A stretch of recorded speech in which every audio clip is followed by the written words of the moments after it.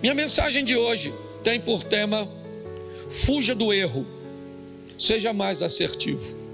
Minha proposta hoje é conversar com você sobre uma instrução dada por Deus através do apóstolo Paulo aos Gálatas, no capítulo de número 6, no verso 6. Coloca na tela, por favor. Gálatas 6, 6. Diz assim: mas aquele que está sendo instruído na palavra, compartilhe todas as coisas boas com aquele que o instruiu. Não se enganem, ok? Em outras traduções, né, está escrito: não erreis. Deus não se deixa escarnecer. Ali está dizendo de Deus não se zomba, pois tudo aquilo que a pessoa semear, isso também colherá. Você tem a outra tradução aí, Vitor? Não, tá certo? Mas repita comigo: não erreis. Deus não se deixa escarnecer, porque tudo que o homem semear, isso também ceifará. Feche seus olhos. Senhor nosso Deus e Pai, em nome de Jesus, eis aqui a tua palavra. Continua falando conosco. Usa-me como um canal de bênção nesta hora, em nome de Jesus. Você pode dizer amém? Isso. No ano de revisão é importante nós revermos algumas coisas que estabeleceram nossas crenças. Nós revemos algumas coisas cujas quais nós baseamos a nossa fé e a postura cuja qual nós acreditamos que as coisas vão acontecer. Nós temos que ter muito cuidado quando vamos analisar isso. Primeiro, que algo para ser considerado uma tese bíblica precisa, para alguns, de 3 ou mais versículos ou textos que baseiem esta afirmação. Nenhuma tese pode ser estruturada em apenas um versículo. Então algumas pessoas começam a citar textos isolados, muitas vezes únicos, totalmente separados do contexto que estavam inseridos na verdade na Bíblia, e transformam isso numa verdade. E uma das coisas que me parece foi muito interpretada ou mal interpretada ao longo da história foi a crença de que Deus não leva em conta os nossos erros. É de que Deus está sempre pronto a corrigir a rota daqueles que erram. É que está em Deus a obrigação de acertar as coisas, de corrigir as coisas.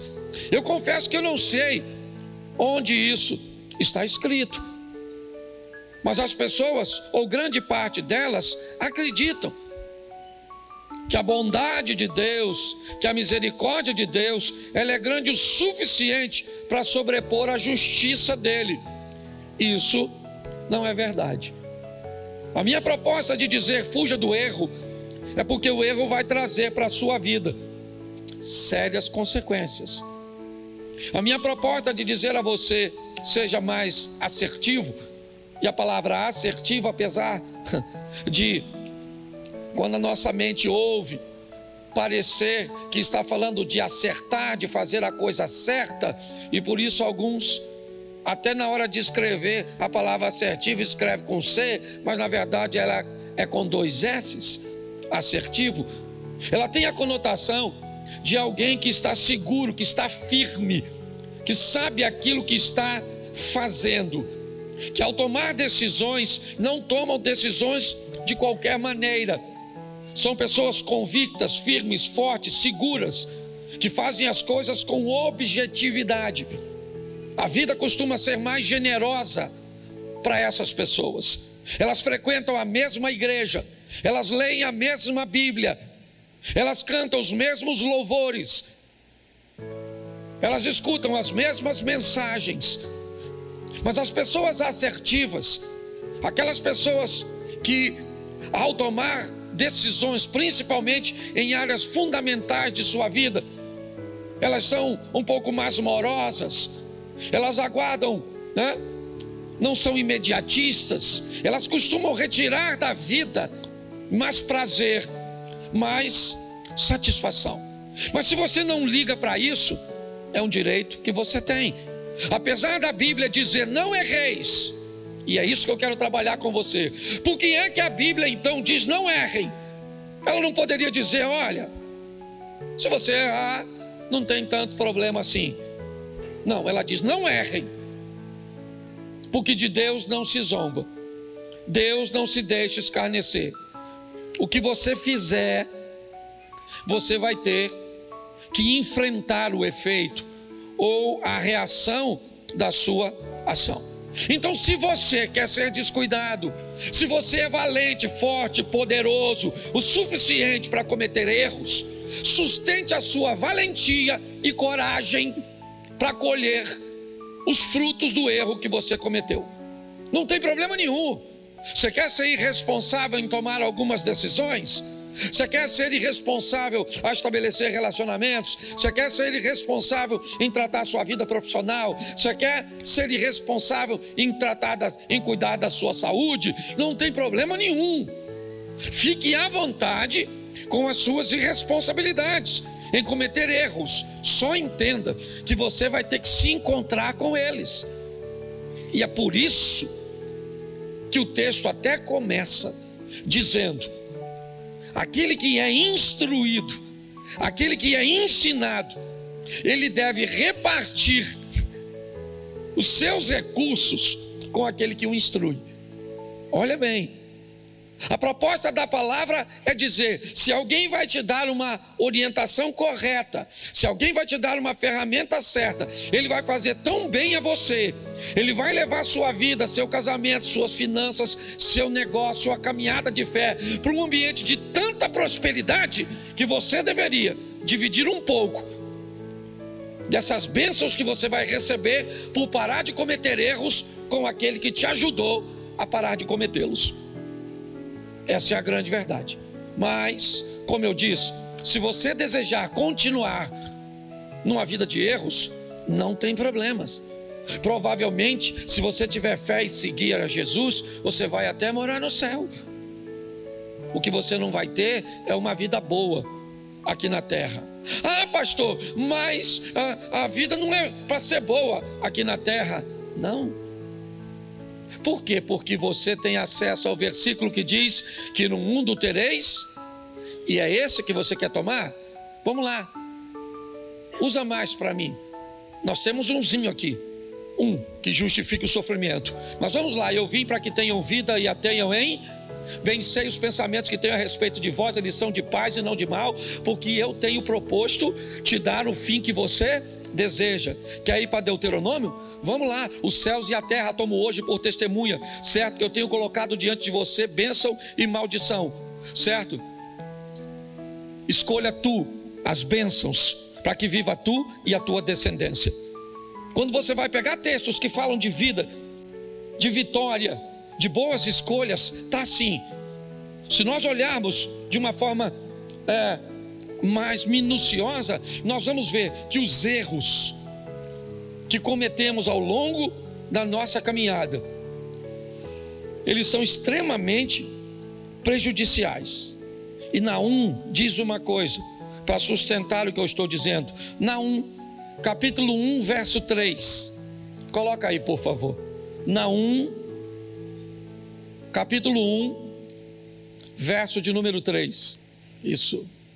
O Senhor é tardio em, mas grande em, e jamais inocenta um culpado. Jamais inocenta um culpado. Jamais inocenta um culpado. Ah, pastor, mas o sangue de Jesus não me inocentou? Eu era culpado.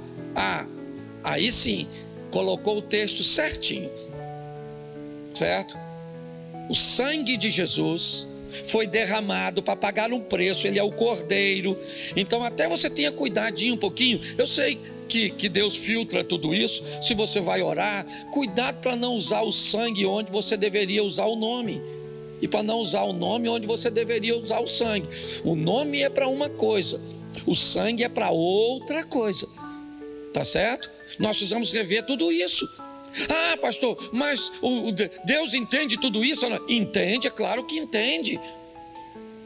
O Espírito Santo, ele corrige muitas coisas que fazemos errada, mas nós estamos num ano de revisão. Por que não entender que precisamos parar de expulsar muitas vezes um demônio usando o sangue? Na ignorância, vale, mas, né? Nós precisamos rever, é só isso. Minha exposição é só uma exposição de revisão. Então a minha proposta agora é mostrar a você que se Deus não toma culpado por inocente, se Ele diz não errem porque vocês vão ter que se encontrar com o resultado do seu erro, nós temos a garantia de que Ele é tardio em irar-se. Sim, é só você ler a história de Sansão e você vai descobrir o quão longânimo Deus é, o quão bondoso Ele é. Você vai ver uma série de erros que Sansão está cometendo. Me permita fazer você raciocinar sobre isso. A própria Bíblia, você não tem nenhuma garantia que a força de Sansão estava no cabelo. Ele era um nazireu, como muitos outros nazireus que haviam naquela época. Mas quando você vê ele comete o primeiro erro, Deus tolera, ele comete o segundo erro, Deus tolera, ele comete o terceiro erro, Deus tolera. Conforme ele vai cometendo uma série de erros, chega uma hora que Deus diz, acabou. Aliás, todas as vezes que ele fica forte, a Bíblia nunca diz que a força dele era por causa do cabelo. Sempre diz, o Espírito do Senhor se apoderou de Sansão. O Espírito do Senhor se apoderou de Sansão. O Espírito do Senhor se apoderou de Sansão. O dia que Sansão ficou fraco, o texto diz assim, o que Sansão não sabia é que o Espírito do Senhor não era mais com ele. Então é só nossa revisão. É só nós olharmos para que a nossa caminhada esteja mais firme, esteja mais forte.